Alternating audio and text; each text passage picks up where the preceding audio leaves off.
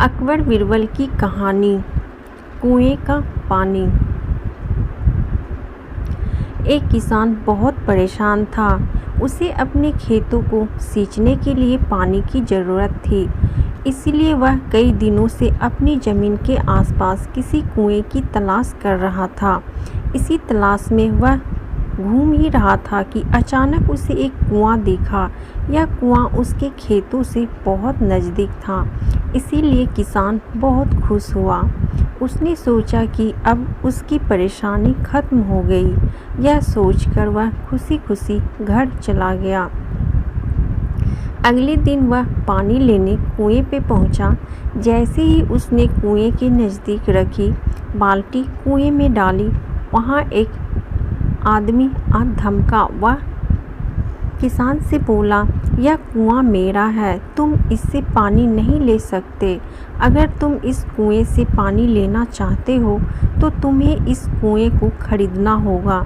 यह बात सुनकर किसान कुछ देर रुका और फिर मन ही मन सोचने लगा कि अगर मैं इस कुएं को खरीद लूं तो मुझे कभी पानी की कमी नहीं होगी और ना ही मुझे पानी के लिए इधर उधर भटकना पड़ेगा।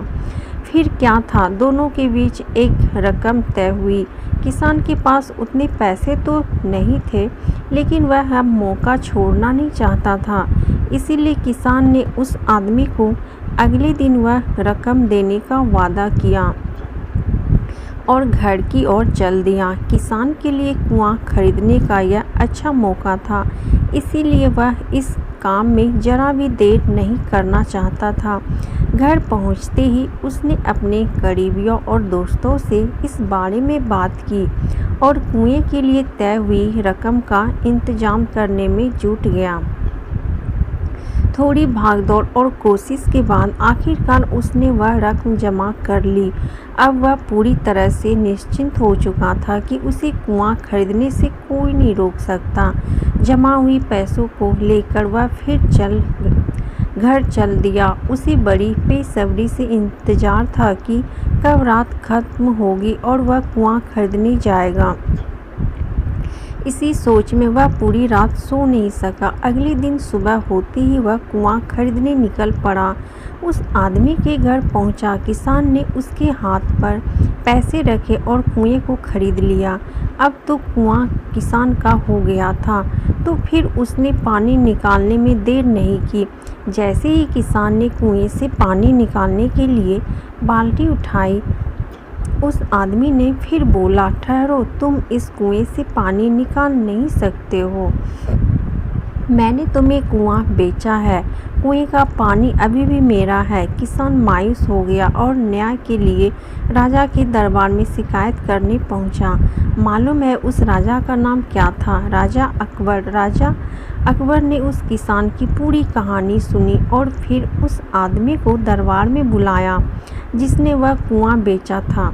राजा का फरमान सुनते ही वह आदमी भागा भागा दरबार में हाजिर हो गया। राजा ने उससे पूछा, जब तुमने किसान को अपना कुआं बेच दिया तो फिर इसे पानी क्यों नहीं लेने दे रहे हो? आदमी बोला, महाराज, मैंने इसे केवल कुआं बेचा है, पानी नहीं। यह बात सुनकर राजा भी सोच में पड़ गए।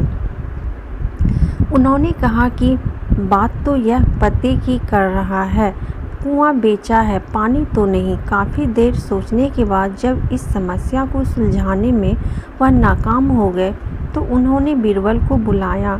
बीरबल बहुत ही बुद्धिमान था, इसीलिए राजा अकबर किसी भी मामले पर फैसला लेने से पहले उसकी राय जरूर लेते हैं।